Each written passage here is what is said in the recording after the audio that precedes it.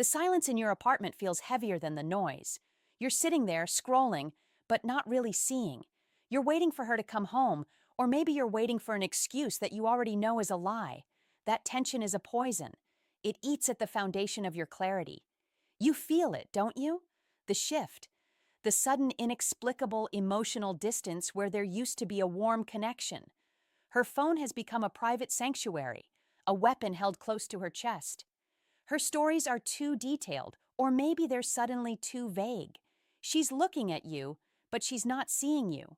Her eyes are somewhere else, planning the next move, scripting the next performance. This is where the cycle of madness begins. You start chasing evidence. That's the default male setting. Solve the problem. You think, if I just had the definitive proof, a text, a name, a time, then I could act. Then I'd have the power. So you check the phone. You become a detective in your own life. You check the mileage on her car. You scroll through the credit card statements, looking for a forgotten restaurant receipt or a suspicious late-night gas station purchase. This is a trap, and it's not a trap set by her. It's a trap you set for yourself. When you become a detective, you immediately lose your frame. You cede all your power to her narrative. You make her the gatekeeper of your peace. You are communicating one thing, loud and clear, with every anxious glance. My composure depends on your honesty. Think about that for a moment. You are outsourcing your self-respect. The moment you start accusing her based on circumstantial evidence, the late-night text, the vague explanation, she has everything she needs. She has your energy. She uses that panicked energy to create a counter-narrative. She turns you into the problem. "Why are you so insecure?" she asks. "Why are you checking my phone? Don't you trust me?" And suddenly, the investigation stops. The focus shifts. You are no longer pursuing the truth of her actions. You are defending your right to suspect them. She wins the psychological skirmish by simply shifting the attention back to your behavior, your lack of faith, your perceived controlling nature. You apologize. You feel guilty. You feel relief that the fight is over, and you convince yourself, just for a moment, that you were wrong. The cycle resets. You're still suspicious, but now you're also emotionally exhausted and guilty. You've just paid her back for her deception with your own apology. That's where most men lose themselves. They trade dignity for information, and they end up with neither. The secret to true power in this situation, or in any high-stakes emotional confrontation, is stillness. You don't need proof. You need presence. A man who is grounded is a man who cannot be easily manipulated. A grounded man doesn't need to chase evidence because he trusts his intuition more than her performance. When you are still, you stop reacting to her attempts to manipulate the situation, and you start simply observing her reality. A liar, especially a serial liar, relies on external pressure to maintain the lie. They need your frantic accusations, your desperate anger, and your emotional volatility. It gives them energy to fight back. It gives them an angle of attack. But what happens when you remove the pressure? What happens when you become completely unnervingly calm? The lie is a fragile performance, a character in a play. The performer needs an audience. When the audience stops reacting, when they simply sit there watching with an unwavering neutral gaze, the actor begins to falter. They forget their lines. The mask starts to slip. This is the psychological leverage. Your composure is the only tool that can't be countered by a lie. You stop playing the game of accusation and defense. You step outside of it completely. We have to understand the mechanics of female psychology in deception. When a woman is cheating, she is living in a state of emotional dissonance. She is trying to hold two contradictory realities in her mind: the comfort and security of your relationship and the excitement and novelty of the affair. This dissonance creates a massive psychological burden. She has to constantly police her thoughts, manage her emotions, and filter her language. This is exhausting. Her deepest desire is not for you to find out. It's for the emotional burden to be lifted.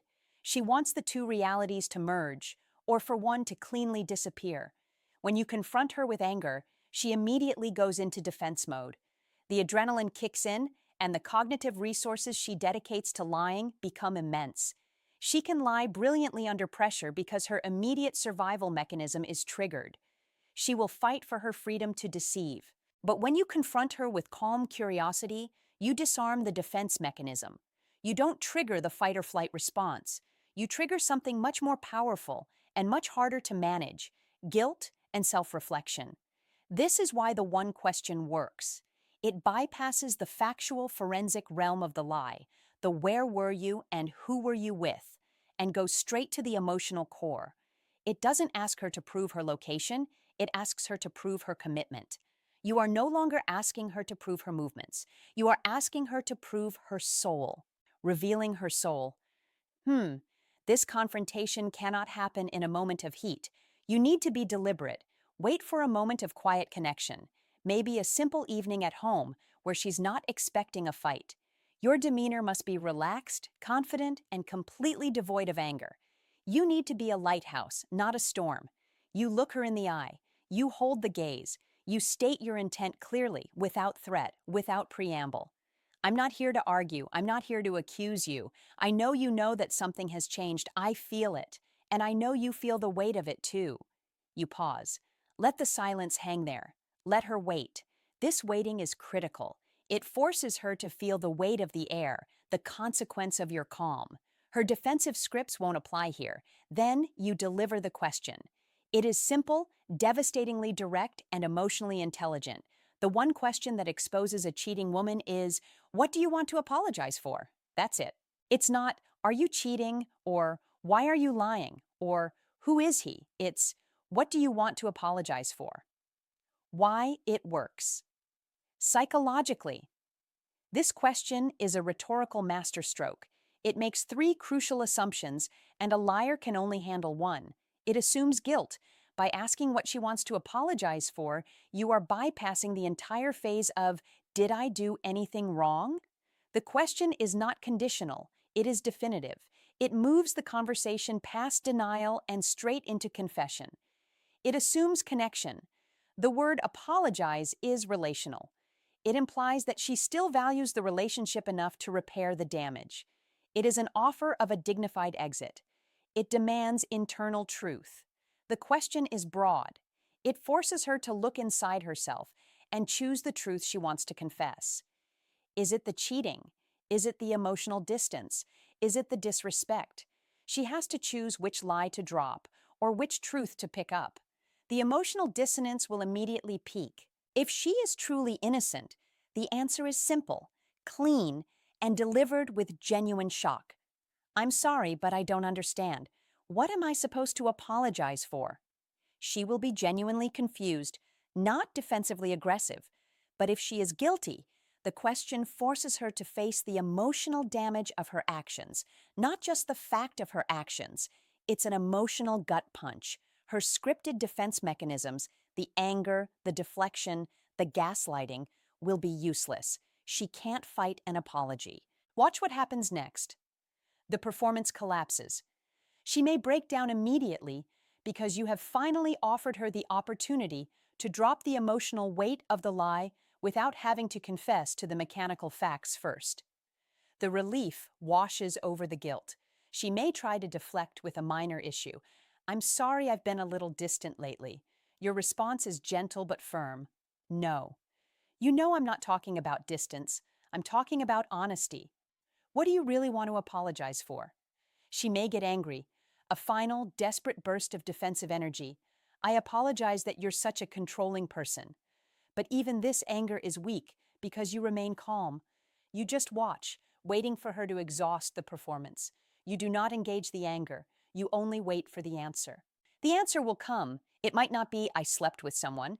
It might be a flood of tears, a sudden defeated slump, and the words, I'm sorry I let us get here. That is the confession. The specifics are irrelevant once the emotional truth is revealed. It's not, are you cheating? Or why are you lying? Or who is he? It's, what do you want to apologize for? Why it works. Psychologically. This question is a rhetorical masterstroke. It makes three crucial assumptions, and a liar can only handle one. It assumes guilt.